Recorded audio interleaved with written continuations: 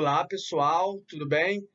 Aqui quem fala é o Thiago Tavares, eu sou produtor audiovisual, sou produtor cultural também, trabalho com produção executiva, sou parecerista de projetos culturais, sou parecerista de projetos culturais credenciado no Ministério do Turismo, desenvolvi a minha dissertação de mestrado sobre a política audiovisual brasileira, né, do ponto de vista político, do ponto de vista histórico também, econômico. E a proposta dessa oficina, o objetivo dela é instrumentalizar vocês com relação à construção e execução da política para o setor audiovisual brasileiro, que são as ferramentas existentes que dão subsídios à existência dos filmes e das produtoras no país. Portanto, entender a política audiovisual brasileira é entender como se faz filmes no Brasil. E eu digo isso para o bem ou para o mal, viu? É fundamental que a gente entenda de que forma essas políticas foram construídas para que a gente, enquanto produtor audiovisual, saiba se posicionar no mercado de produção de filmes, de séries, enfim, a produção audiovisual como um todo. Esse é o objetivo dessa oficina que eu estou trazendo hoje aqui para vocês. Vamos começar?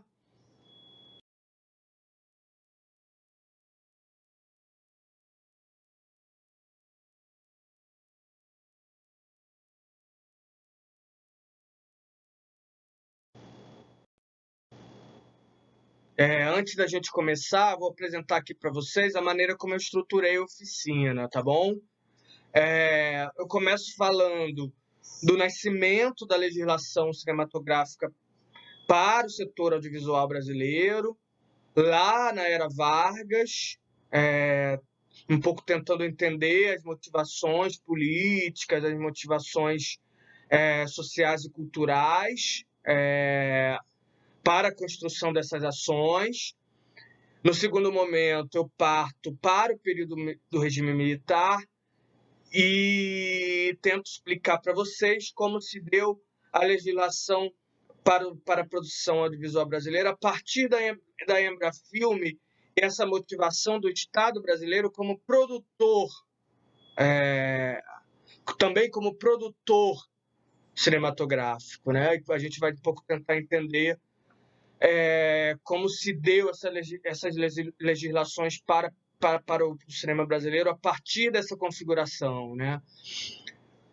No terceiro momento, eu venho falando do governo Collor e de que maneira esse período político representou uma espécie de negação ou de rompimento da legislação audiovisual construída até então. E também vou falar das lutas para que haja uma reconstrução dessa legislação, né? No quarto momento, eu abordo justamente essa nova legislação a partir da retomada e termino fechando falando de um período mais contemporâneo, a partir de 2006, que eu até falo na minha dissertação, de uma construção e o surgimento de uma política setorial para a atividade audiovisual, que surge a partir da Lei 12.485 e do Fundo Setorial do Audiovisual, o FSA. A gente vai tentar entender como se deu a construção da política a partir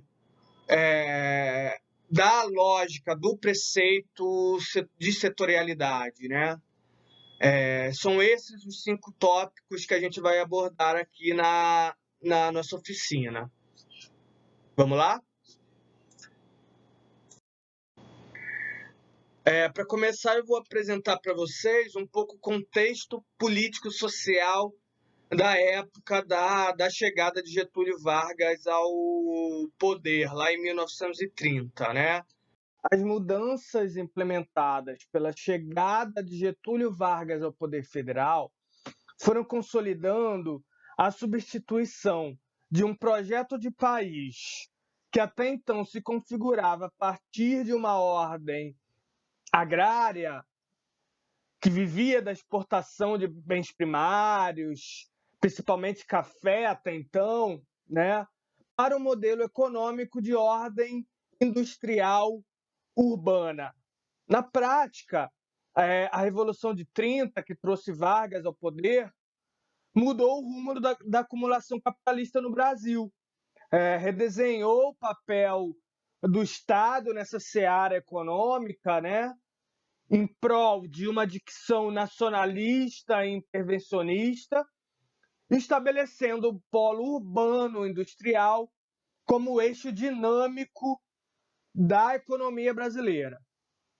Getúlio lança mão de uma série de medidas que atestam a dimensão de reorganização da federação. Ele redimensiona o Estado, por exemplo, é nesse momento que há uma efetiva construção do funcionalismo público no Brasil. Ele intervém e regula as relações econômicas e de trabalho, por exemplo, desse período que surge o Ministério do Trabalho, né? E também, de certa forma, inaugura uma postura propositiva do Estado brasileiro, né? Por exemplo, o Ministério da Educação e da Saúde Pública construindo políticas que vão incidir ali na população mesmo, né? E aí, em busca desses novos assentamentos, de uma espécie de respaldo dessa nova configuração do Estado brasileiro, o governo de Getúlio Vargas vai propor repensar o Brasil na disposição de dar ao país uma identidade. Partindo desses pressupostos citados, a configuração desse novo modelo econômico era o fim do modelo agrário exportador, a política do café com leite também estava terminando, a gente tinha a crise do café nesse momento. Então, a gestão de Getúlio Vargas, a partir desses pressupostos, vai construir um novo modelo econômico que fosse capaz de subjugar justamente esse modelo oligárquico da política do café com leite e a necessidade de construção de um ideário de Brasil que fosse conectado e articulado aos preceitos dessa modernidade, dessa chegada do Brasil a uma postura, a uma dimensão industrial e urbana, vislumbrando-se a oportunidade de perceber como o Estado construía as ações efetivas para a construção desse chamado Brasil moderno, né? No campo cinematográfico, será a primeira vez na história do Brasil que o cinema vira pauta de governo, né? Um campo de acionamento de políticas públicas e legislações que normatizem o setor cinematográfico. Enfim, que materialize as demandas políticas que surgem dos atores envolvidos ali. Que organize esse setor segundo determinados parâmetros de atuação, né? De certa forma, o período do governo de Getúlio Vargas marca a inauguração da institucionalização do cinema brasileiro. O decreto 21.240, que foi promulgado em 4 de abril de 1932, nos ajuda a enxergar a postura do governo varguista na condução política do Brasil. Era uma política que se colocava na posição central da condução da política cinematográfica.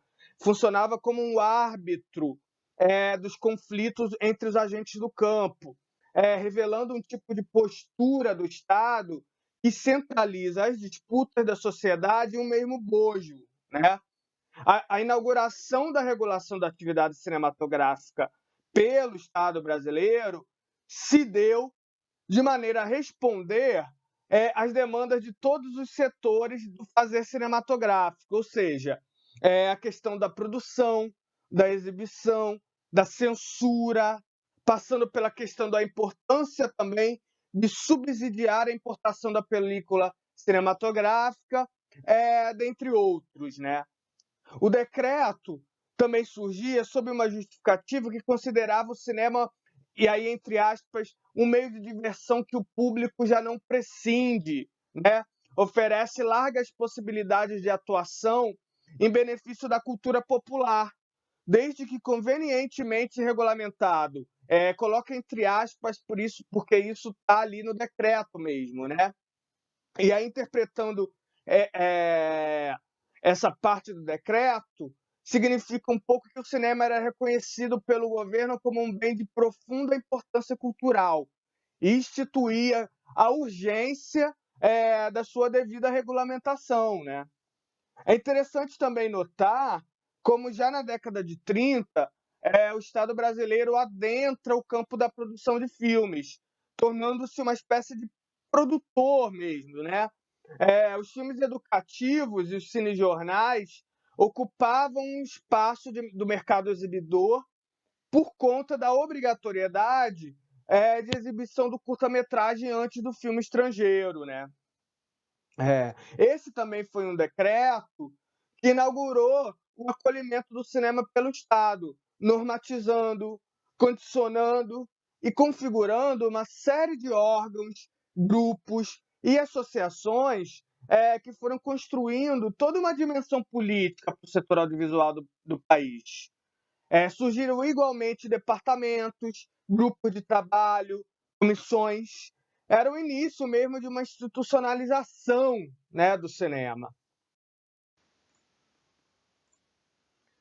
O decreto constitui a criação da censura, considerando a primazia da educação popular e garantindo e exigindo que os filmes exibidos tenham caráter educativo cultural, né?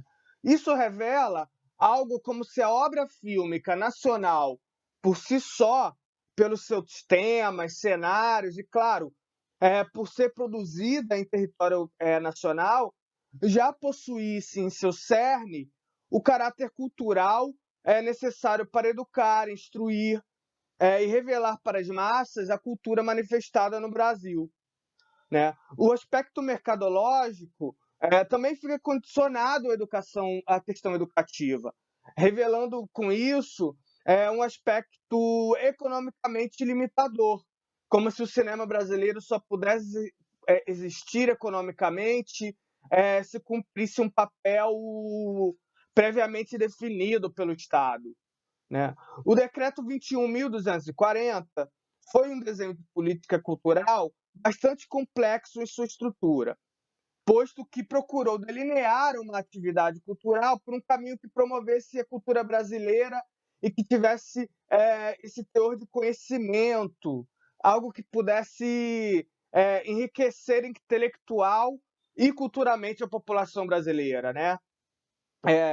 Foi também um decreto que inaugurou o acolhimento do cinema pelo Estado, normatizando, condicionando e configurando uma série de órgãos, grupos e associações que foram construindo toda uma dimensão política para o setor audiovisual do país, né? Surgiram grupos de trabalho, comissões, o início mesmo dessa institucionalização do cinema, né? O decreto nos revela também uma estrutura que procurasse contemplar a dimensão cultural e também, ainda que de maneira um pouco incipiente, a sua dimensão econômica, né? Os produtores e os exibidores foram a ponta da lança dessas ações, no sentido mercadológico, né? Uma outra característica básica desse decreto é que o Estado condiciona o acesso ao produto fílmico por meio do seu caráter educativo, percebe? No artigo 12 desse decreto está estipulada a obrigatoriedade do setor de exibição, né, as salas de cinema, em projetar em cada programa também um filme considerado educativo pela comissão de censura. Cria-se o convênio cinematográfico educativo, maneira encontrada pelo governo para intermediar as necessidades reclamadas pelo meio cinematográfico brasileiro, apesar do seu enfoque se dar mais nesse lugar do educativo da atividade, né? Ou seja, essa medida concedia ajudas fiscais aos interessados na indústria e no comércio cinematográfico, em troca de compensações de ordem educativa do cinema, né?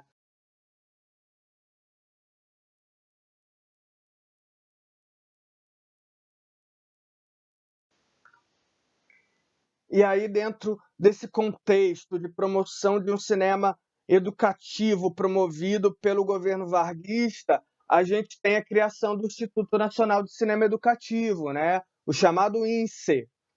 Apesar da sua institucionalização ter se dado somente em 1937, em meados de 36, já havia uma comissão que iniciou os trabalhos de produção e distribuição dos filmes educativos para serem exibidos nas escolas do Brasil, né? E aí o INSE produziu filmes sobre diversos temas, né? E tinha um escopo de atuação até que bastante arrojado. Eles produziam filmes em bitola 16mm, mudos, mais voltado a essas instituições de ensino. Eles também produziam filmes sonoros em 35mm. Esses já eram mais rebuscados, né? E populares também, porque eram voltados mais para exibição no circuito comercial, né? Enfim, havia uma produção até que bastante prolífica vinda do INSE, até mais do que dos próprios produtores, né? O Instituto tinha como função documentar tudo que fosse relevante no sentido de apresentar o Brasil para difundir, principalmente no sistema escolar, né? E aí outra coisa importante que vale a pena considerar sobre o INSE é que todo o processo de produção desses filmes era realizado pelo próprio Instituto, né? Eles faziam a filmagem nos estúdios, eles faziam a gravação do som, a revelação, a montagem, a copiagem, enfim, eles faziam todo esse processo de feitura desses filmes, né?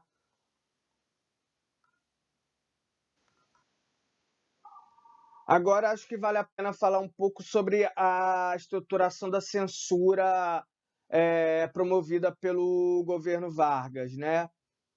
Já em 32, por meio do decreto 21.240, que a gente estava falando antes, que é o primeiro decreto voltado para o mercado audiovisual brasileiro na história do Brasil, foi proposto a criação de um órgão técnico que buscasse entender a utilização dos dispositivos e tecnologias do cinema a fim de utilizá-lo para difusão cultural. E aí tal proposta demonstra um apuro na construção de uma política cultural no sentido de criação de todo um aparato institucional com o objetivo de desenvolver a área cinematográfica, inserindo-a no corpo do Estado.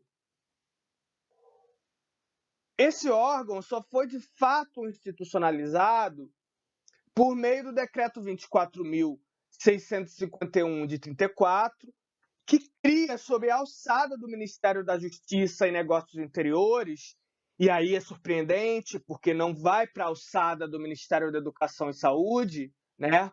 É muito revelador isso, esse posicionamento de criação dessa comissão, desse departamento, né? E aí eles criam o Departamento de Propaganda e Difusão Cultural, né? Isso representa a inauguração de um órgão estatal destinado à utilização de instrumentos e meios de difusão, dentre eles o setor cinematográfico, né? A função desse departamento, o DPDC, né? No campo do cinema especificamente, era pôr em prática toda a legislação protecionista e também repressiva criada pelo setor, né? E aí, bem como desenvolver a função educativa do cinema.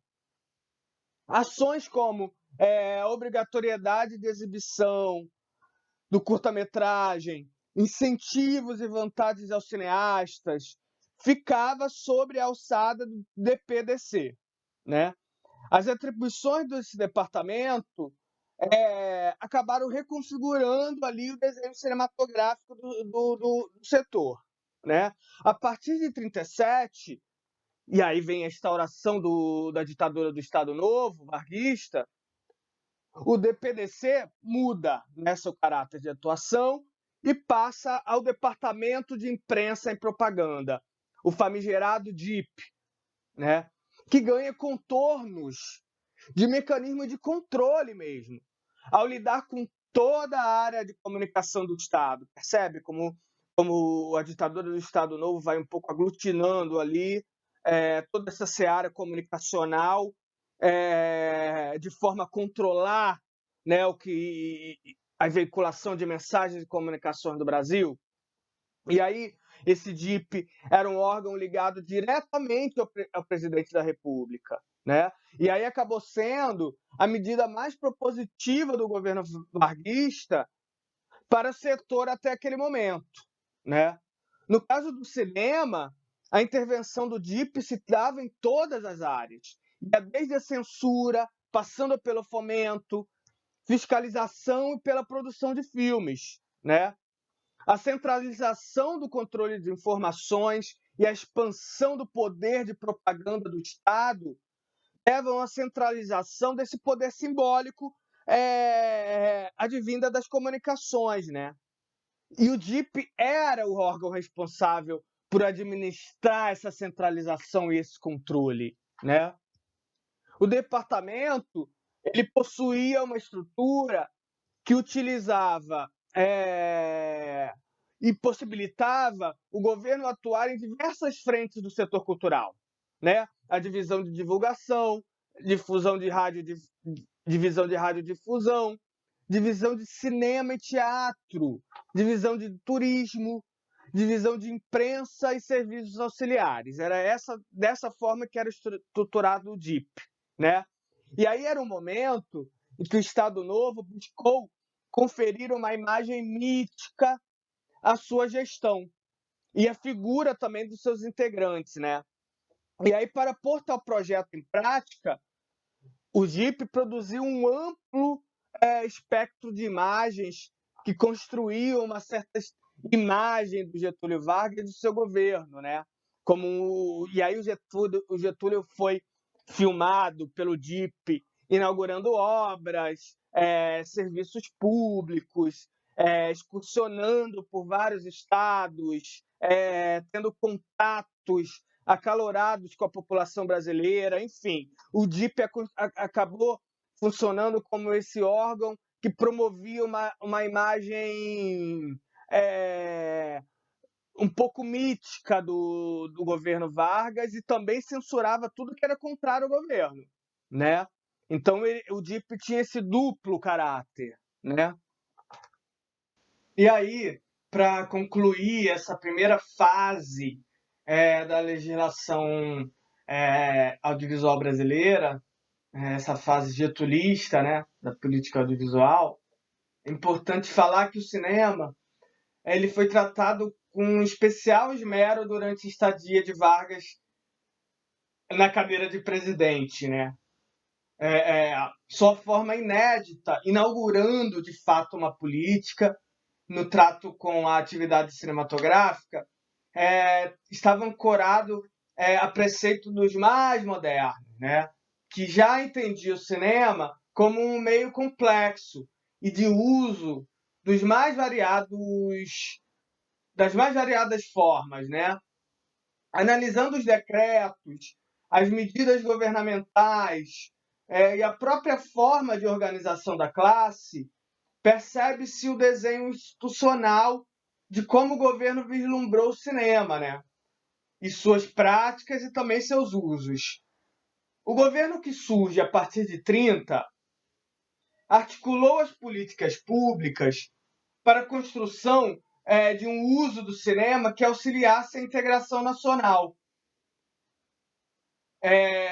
inserindo no projeto de configuração do moderno Estado brasileiro, né? E na disposição de construir a unidade cultural do Brasil, o cinema deveria funcionar como um auxílio pedagógico ao projeto formativo desse Brasil moderno, né?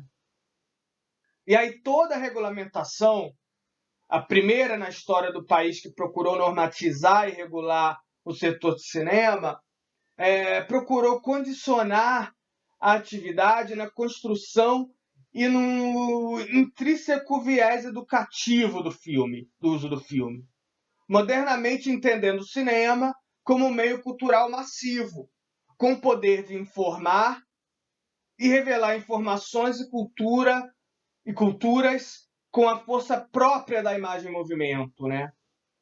O cinema como mecanismo formativo do Estado nacionalista tinha o papel de integralizar culturalmente o Brasil. Apesar da importância dessa percepção, o projeto varguista de fato moderou, em alguma medida, o mercado cinematográfico, mas não enfrentou a presença estrangeira e apenas injetou alguma coisa da produção nacional no mercado comercial, né? E aí, concluindo, a política cinematográfica de 32 a 45 espelha o próprio modo de fazer política de Getúlio. Revela também o papel crescentemente preponderante do cinema na cultura brasileira.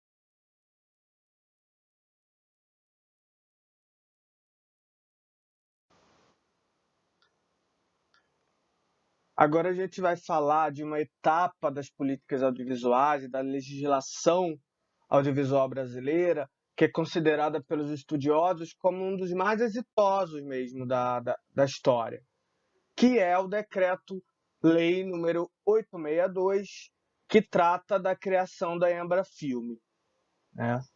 Mas antes da gente entender como funcionava a Embrafilme, a importância dela para o setor audiovisual, é importante a gente entender o contexto histórico de criação, né, desse órgão.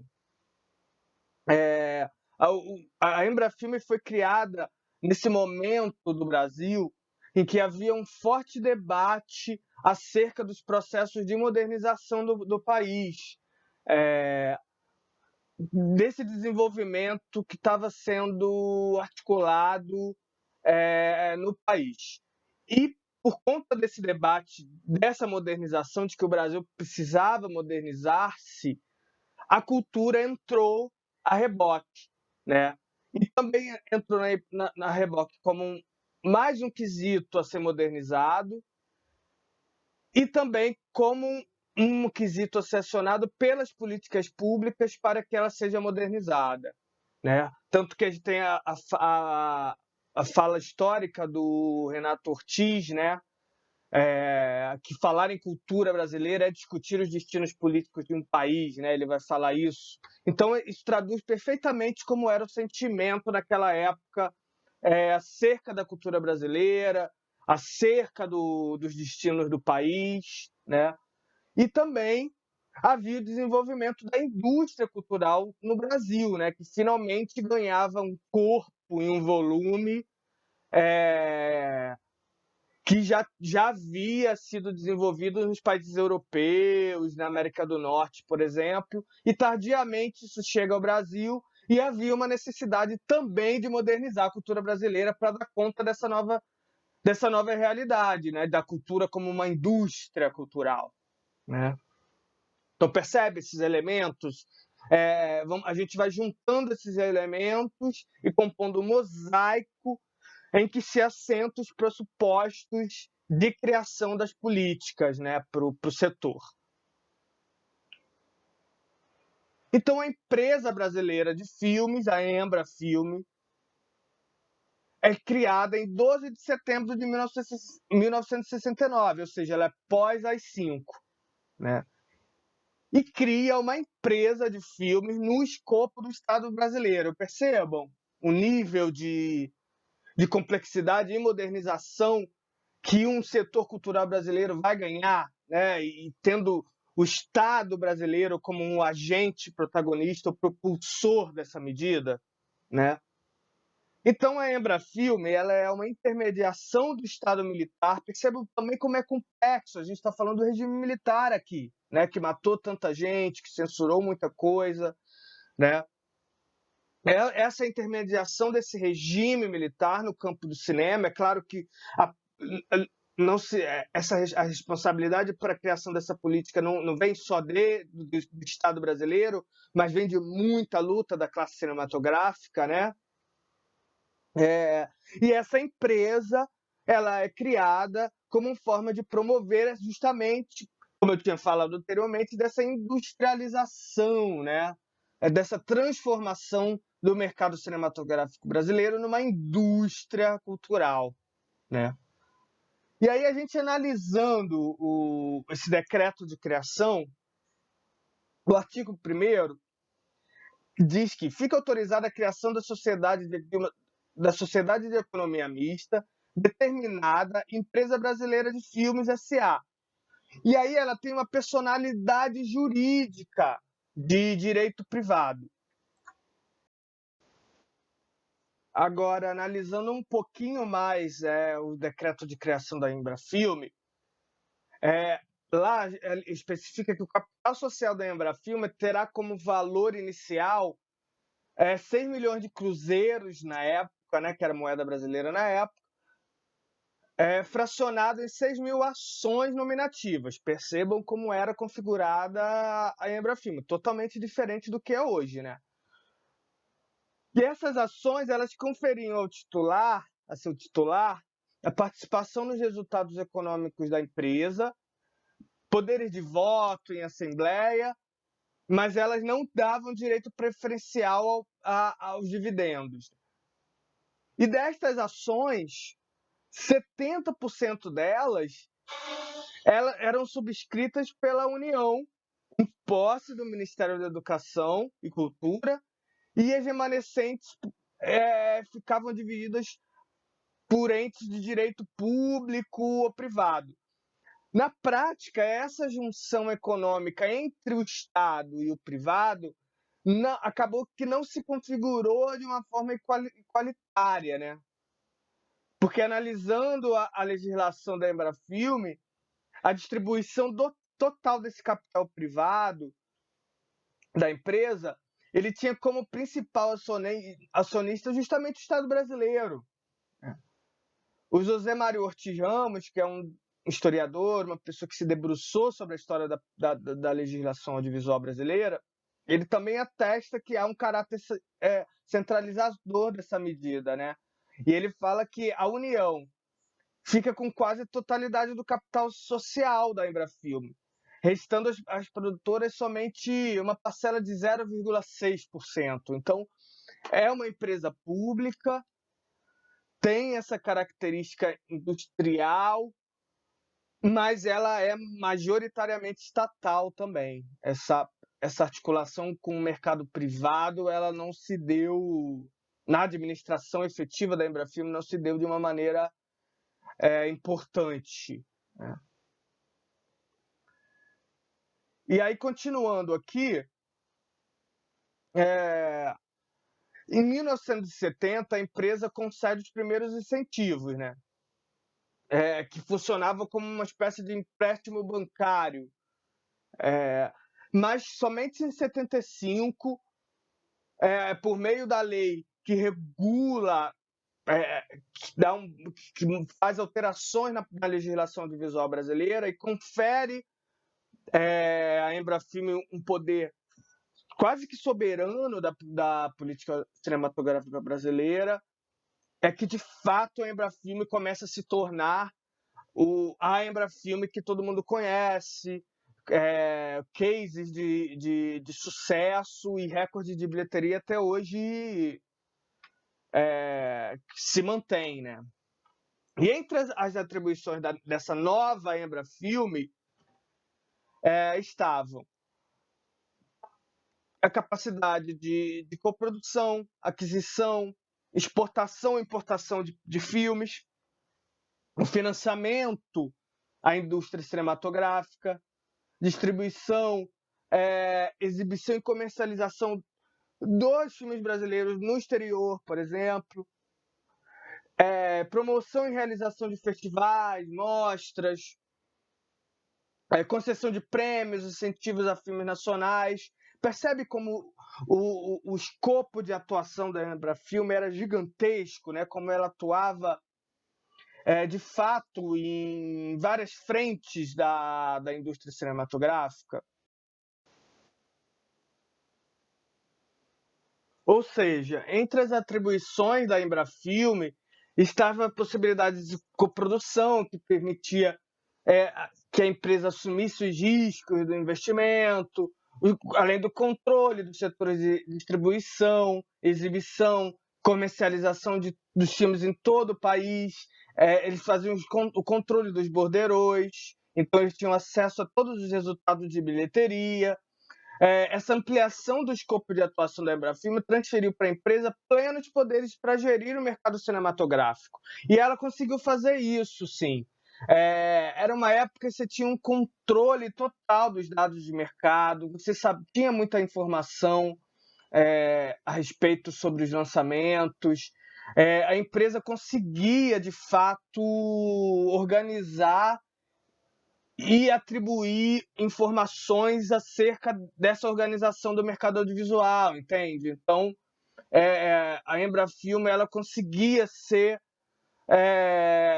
uma entidade que fazia essa gestão do mercado cinematográfico brasileiro de forma eficiente, né?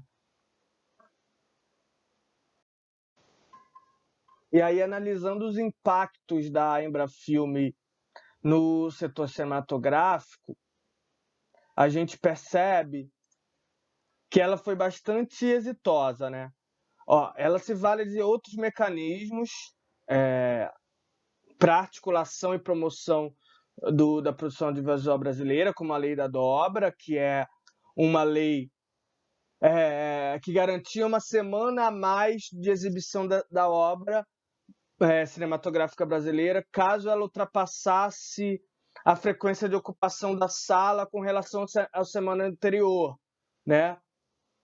E também tinha o aumento da reserva de mercado para o filme brasileiro, que evoluiu de 84 para 140 dias, né?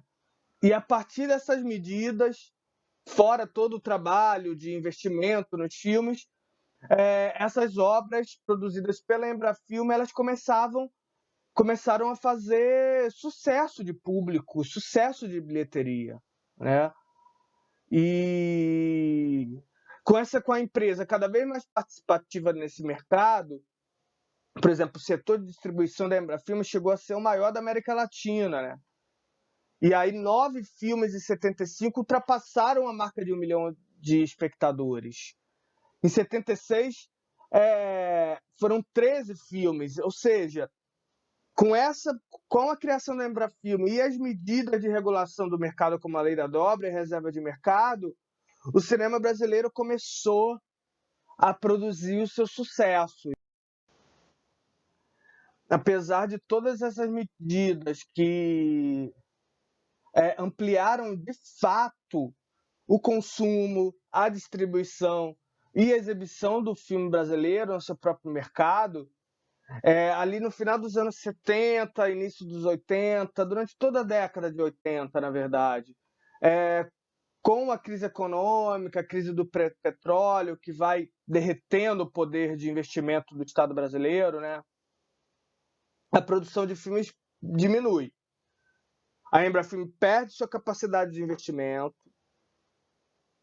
e também vem a luta pelas diretas já, que coloca em xeque todo o modelo de atuação do regime militar, né?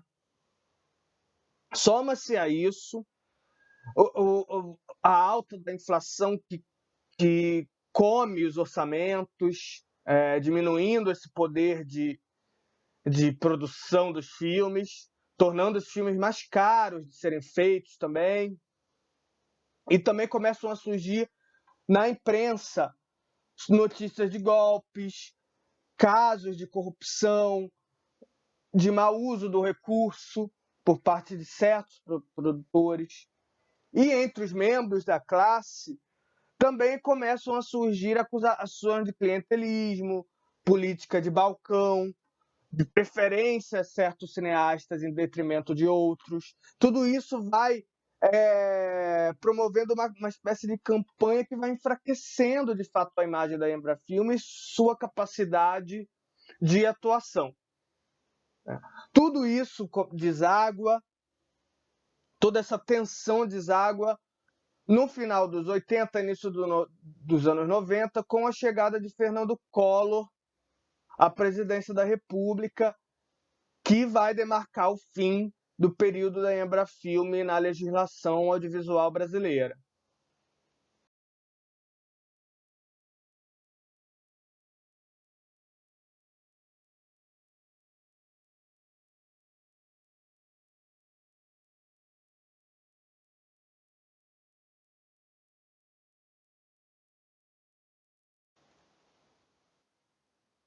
Foi no contexto de mudanças estruturantes da política e da economia brasileira e mundial também, que o Brasil retorna às urnas, né? Depois de 30 anos de interrupção de eleições diretas para presidente, e aí elege o Fernando Collor de Mello, que ele tinha um estilo meio juvenil, andava de jet ski, e ele tinha um discurso também abertamente neoliberal, né?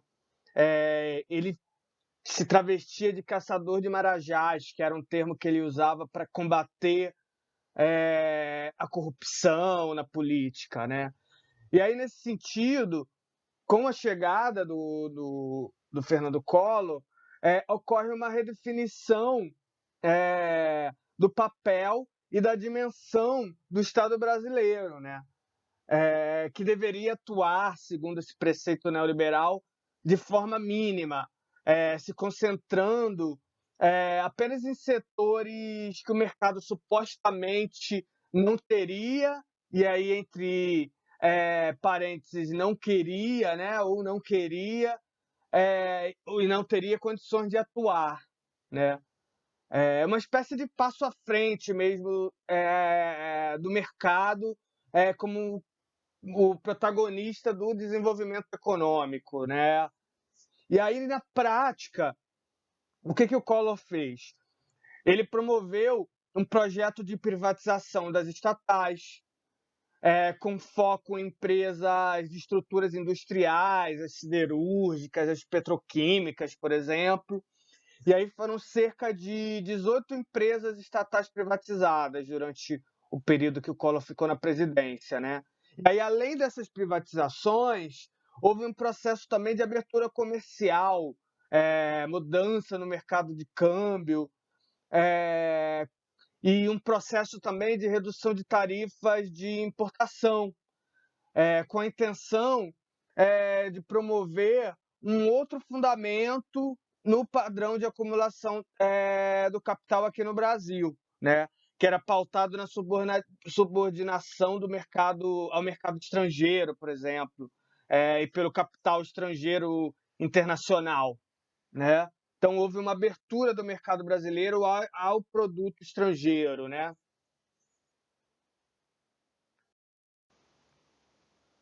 E aí pensando agora o contexto cultural do período, né? É, em março de 1990, configura-se, segundo alguns historiadores do cinema brasileiro, como o fim de mais um ciclo institucional da produção audiovisual aqui no Brasil, né? O Fernando Collor, ele numa espécie de golpe de caneta, ele decreta o fim das políticas culturais configuradas pelo Estado brasileiro até então, né. Esse desmonte, ele evidenciou uma característica basilar do setor cinematográfico: a falta da sustentabilidade do setor produtivo do cinema no país, né, e a quase completa dependência do fomento do Estado, né. Para o Collor, o desenvolvimento da cultura e do cinema eram questões de mercado, né. E essa proposição, vinda da gestão federal, funcionava quase como uma negação mesmo das iniciativas de classe organizadas lá nos anos 50, que enxergavam e declamavam por meio dos congressos, relatórios, balanços e apelos que o cinema era problema de governo, né? E que o Estado deve ser o agente regulador e fomentador da produção cultural no Brasil. O Collor, representando essa dicção neoliberal, né, de o Estado mínimo, da atuação mínima do Estado na seara cultural, o Collor ele apresenta dois decretos que representam, em sua totalidade, o rebaixamento da cultura no corpo do Estado, né? Por exemplo, o patamar rebaixado do Ministério, que passa a ser uma secretaria de cultura, né? Bem como o desmanche do aparato estatal construído para o setor cultural. Então, esses dois decretos extinguem uma série de órgãos governamentais que geriam a cultura brasileira até então. Por exemplo, a Funarte, a Fundacem, que é a Fundação Nacional de Artes Cênicas, a Fundação do Cinema Brasileiro, o Promemória, enfim, uma série de instituições que abarcavam ali a cultura nacional, né? E aí, no campo do cinema, é importante falar da Fundação do Cinema Brasileiro, o Concine, e o mais importante deles, a Embrafilme, né?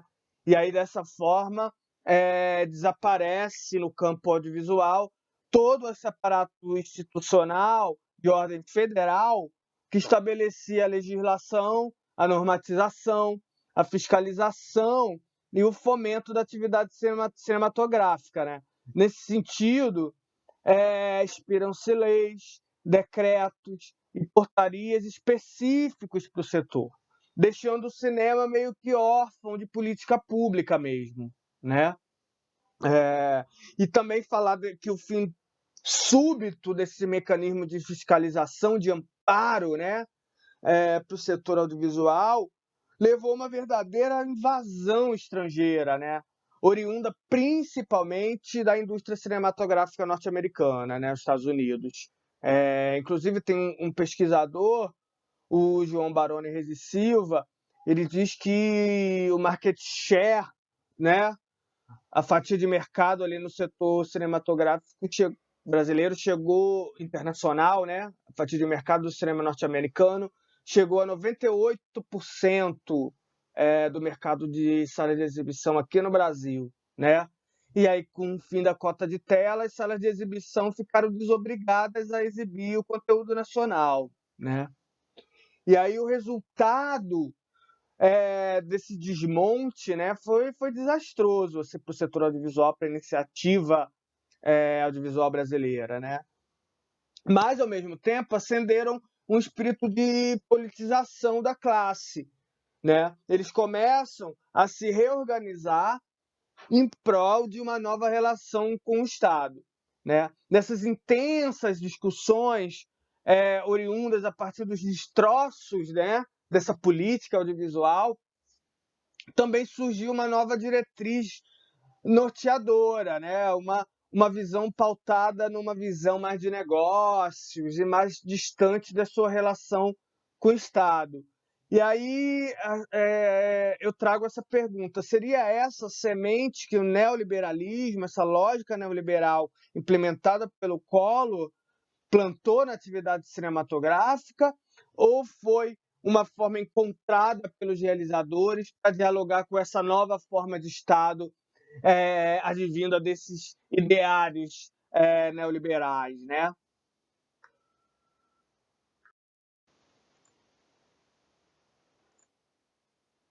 E aí o processo de desmonte institucional do setor no corpo do Estado provocou um movimento repolitizante dos entes dessa corporação cinematográfica.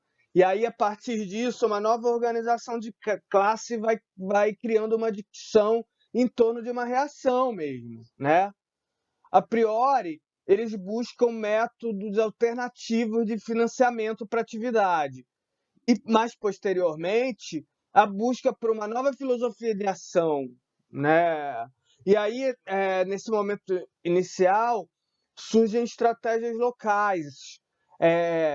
E aí o exemplo mais clássico disso é a Rio Filme, né? Como a mais contundente, porque se tratava de uma empresa pública que distribui os filmes e que funcionou como um caminho de escoamento dos filmes produzidos pela Embrafilme, que ficaram sem um lugar depois da extinção da empresa pública. Apesar da Rio Filme iniciar seus trabalhos oficialmente somente depois do impeachment do Collor lá em 93, né? Mas a Rio Filme foi uma importante medida de reação, né? Com relação ao desmonte das políticas audiovisuais no Brasil. E aí, outra das iniciativas mais relevantes no que concerne essa reação da classe, né, se deu por meio de uma organização liderada pelo produtor Luiz Carlos Barreto.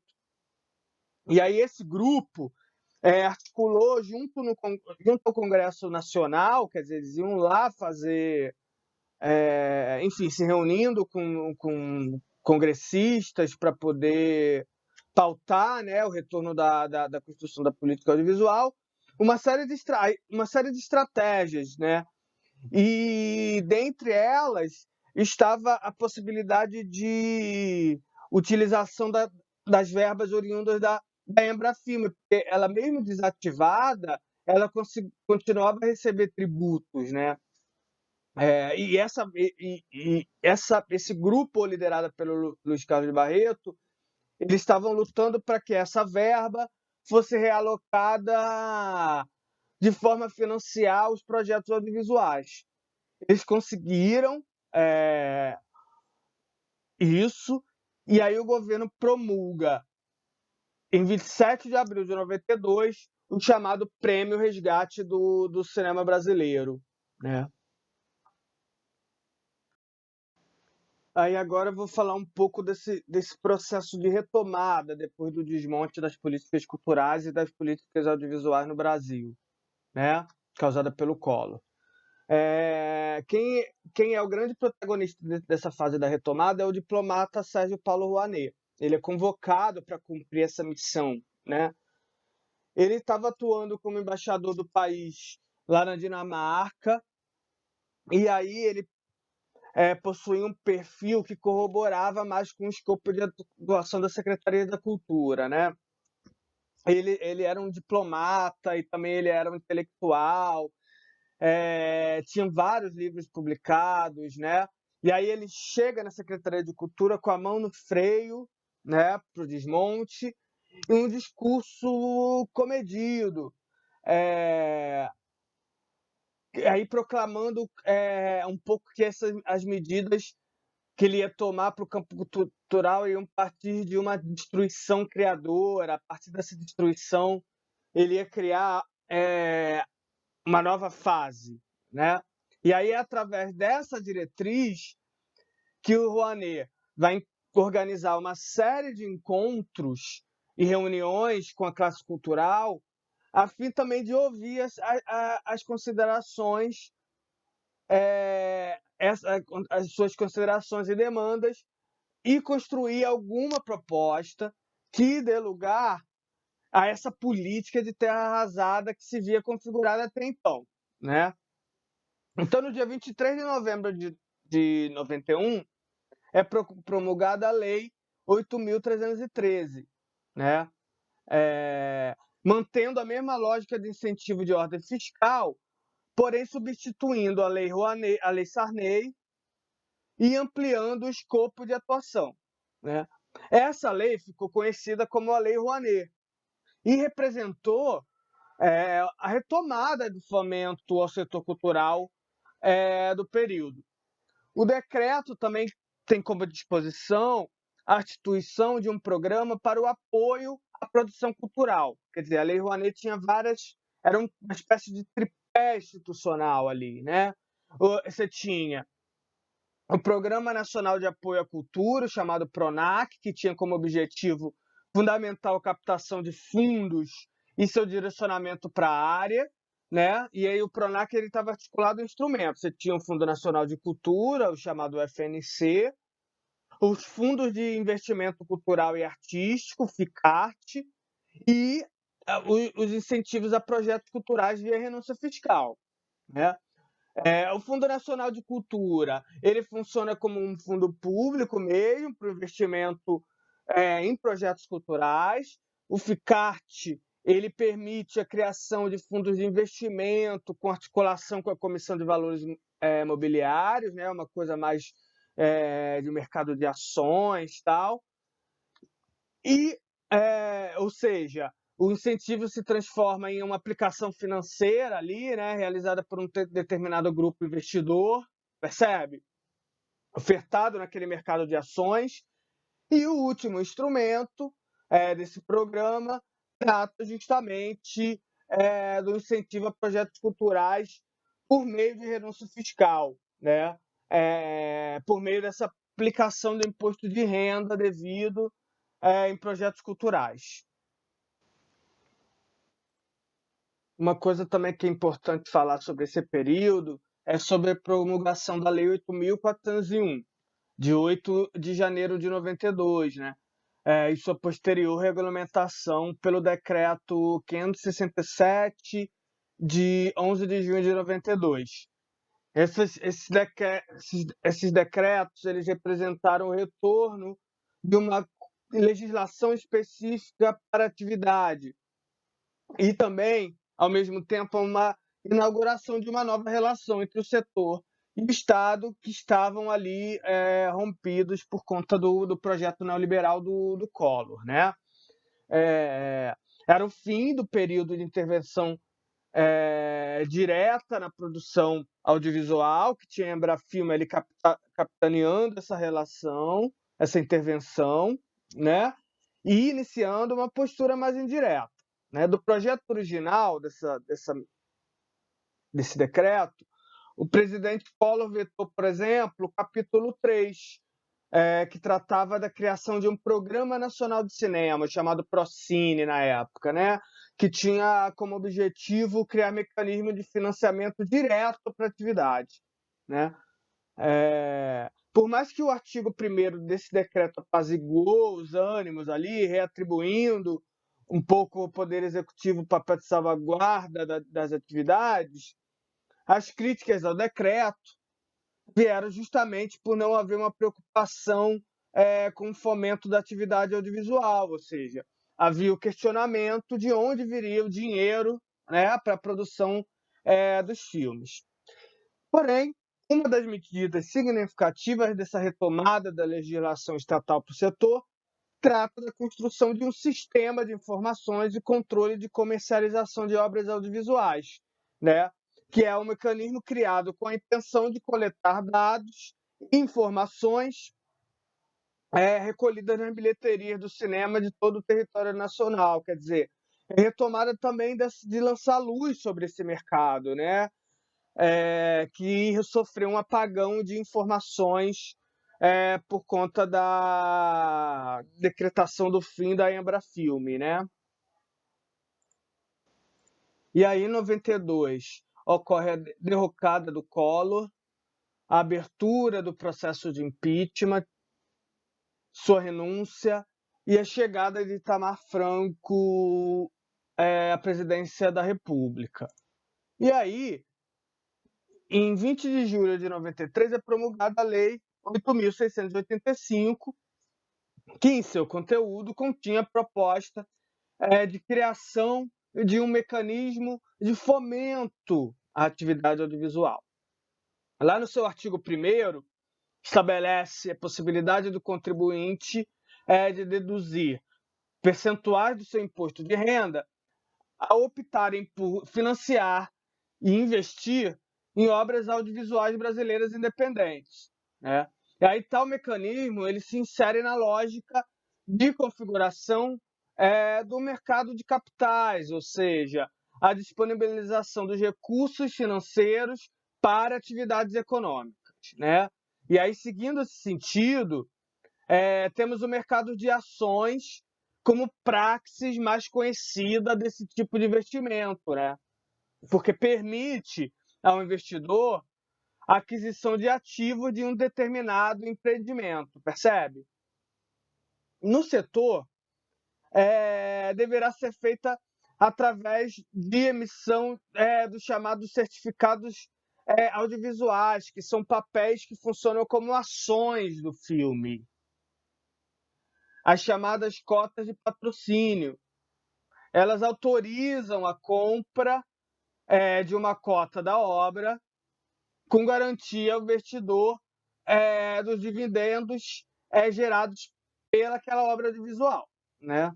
Esse processo de compra e venda de cotas/ações tem como intermediação uma corretora acompanhada pela Comissão de Valores Imobiliários, né? E aí surge dessa forma uma segunda lei de incentivo fiscal para o setor cultural. E aí tal lei, por se tratar de um mecanismo político específico para o setor audiovisual, ficou conhecida justamente como a Lei do Audiovisual, né? E aí com isso vem à tona também todo o poder de influência do setor audiovisual do ponto de vista político, né? Porque eles conseguiram uma lei de fomento específica, né, para o setor. A Lei 8.605 tem como base de funcionamento 2 artigos principais. O artigo 1º, que condiciona as empresas ao patrocínio, e o artigo 3º, que condiciona as empresas de distribuidoras estrangeiras de obras audiovisuais ao patrocínio, por meio de imposto incidente sobre a remessa de lucros que essas empresas transferem para o exterior. Inicialmente, a Lei do Audiovisual ela estipulava que o patrocinador poderia abater até 70% do valor que ele investiu no filme, né? Mas isso foi alterado depois para a possibilidade de se abater integralmente o valor do patrocínio. E mais, 25% poderia ser abatido integralmente do valor do investimento por meio da declaração nas despesas operacionais da empresa, né? O que é despesa operacional? Despesa operacional se refere a despesas que estão para além dos custos necessários à manufatura daquele produto que a empresa produz ou da execução do serviço, quer dizer, despesas como aluguel de espaço, de funcionários, enfim, tudo aquilo que é necessário ter para manter a empresa funcionando são despesas operacionais, né? Nesse sentido, custos como publicidade, marketing, são contabilizados nas despesas operacionais de um empreendimento, né? Partindo do pressuposto que o investidor pode abater 100% do valor investido no imposto de renda e mais 25% da despesa operacional da empresa, o contribuinte investidor obtém um desconto fiscal da ordem de 125%. Percebe como é lucrativo para o patrocinador? Né? Obtendo, além dessas vantagens fiscais, um retorno de imagem e eventual porcentagem nos lucros, né? Ou seja, ele no fim acaba tendo um desconto fiscal maior que o valor por ele investido. Bom, para fechar essa parte, a lei do audiovisual ela foi fundamental para a retomada da produção. Assim, isso é uma coisa que já é consenso. Diante de um cenário de terra arrasada, você ter uma possibilidade de retomar a produção de filmes foi fundamental e por isso a lei logrou o êxito. Mas apesar disso, também há problemas, né, que vale a pena a gente deixar claro aqui, de que a lei também não solucionou plenamente as questões do desenvolvimento da produção audiovisual brasileira, né? Bom, ela possibilitou essa retomada efetiva, porém, a abrangência da lei deu ênfase somente ao segmento da produção de filmes, né? Ela deixou relegada a segundo plano outros segmentos que são fundamentais para a soberania nacional. Por exemplo, o setor de distribuição e o setor de exibição, eles não foram assistidos completamente pela lei do audiovisual, né?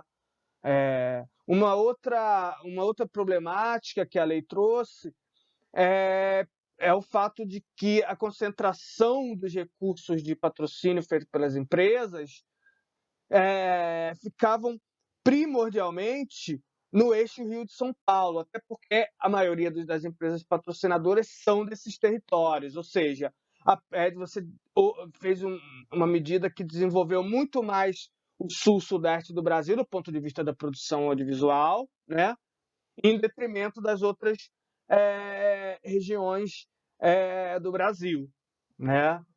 Então, é uma lei que teve a sua importância, mas ela não conseguiu sanar as questões fundamentais da atividade audiovisual brasileira.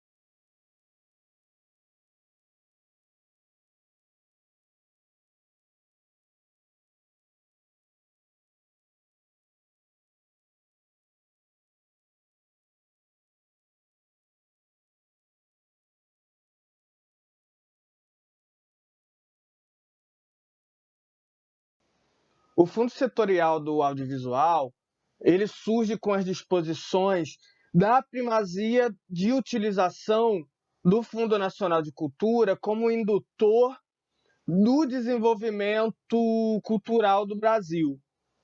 Com base nesse olhar setorial para o setor cultural, inaugura-se uma outra tratativa para a política desse setor.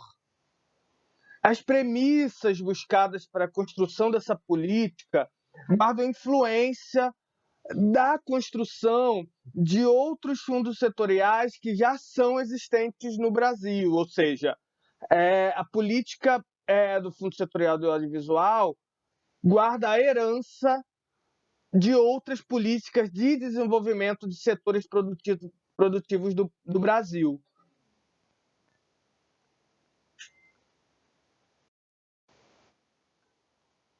O FSA foi instituído pela Lei 11.437, de 28 de dezembro de 2006, e regulamentado pelo Decreto número 6.299, de 12 de dezembro de 2007.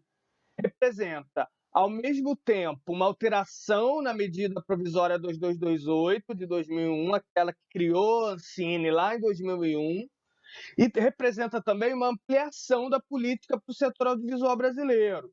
Percebam, no primeiro artigo, estabelece que o montante dos recursos da contribuição para o desenvolvimento da indústria cinematográfica nacional, Condecine, que havia sido criada lá pela MP 2228, será destinado ao Fundo Nacional de Cultura e caracterizado institucionalmente como uma categoria específica dentro desse fundo.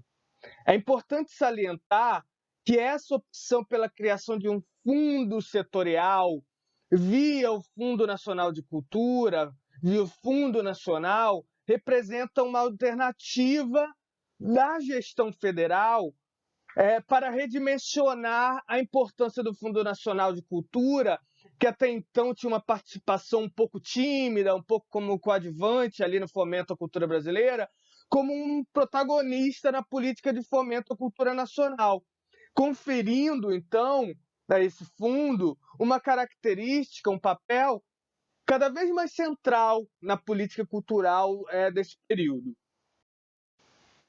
O FSA acaba por ser a ação que inaugura essa nova estratégia do Ministério da Cultura, atuando de forma mais indutiva no setor. O Fundo Setorial do Audiovisual, ele articula duas dimensões: o incremento de valores financeiros e o fomento ao setor, ou seja, ele atrai recursos para o setor audiovisual e, com esses recursos, ele fomenta o setor audiovisual. Na prática, trata-se de uma alternativa ao modelo de lei de incentivo, do fomento indireto e da participação tangenciada do Estado na cultura.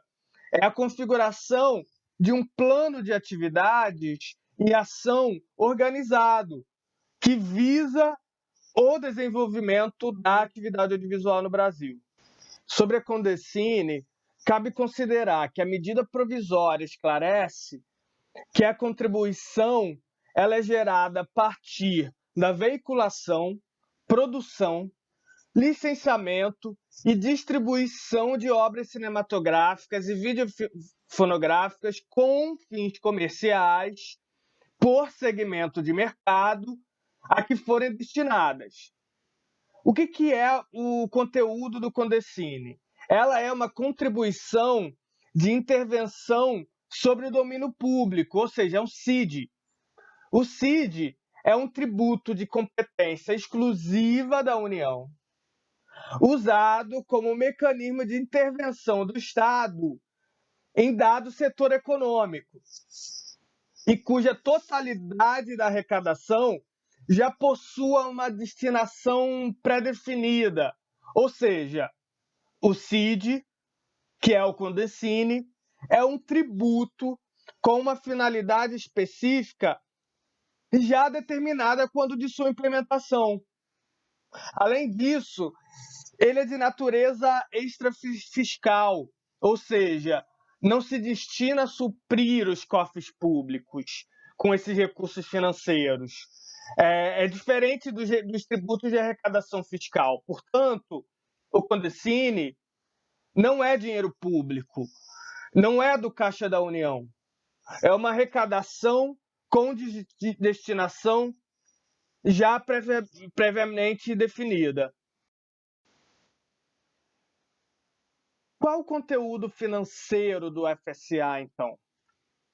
A configuração do Condecine é um agrupamento de 3 CIDs divididos da seguinte forma: Condecine Título, que incide sobre a comercialização das obras audiovisuais publicitárias e não publicitárias nos diferentes segmentos do mercado audiovisual.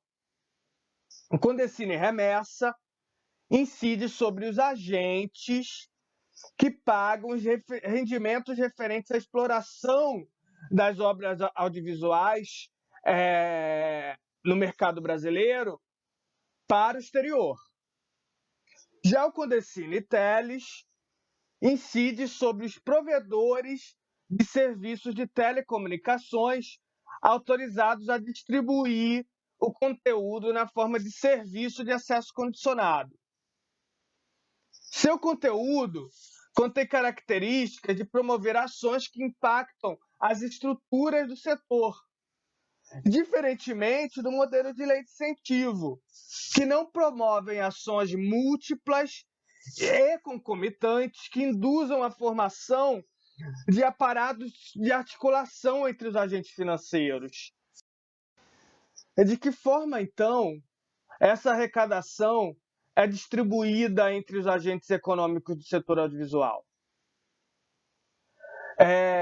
o artigo 4º da Lei 11.437, que cria o Fundo Setorial do Audiovisual, ele diz que a destinação dos recursos do fundo ramifica-se a partir de 3 programas primordiais.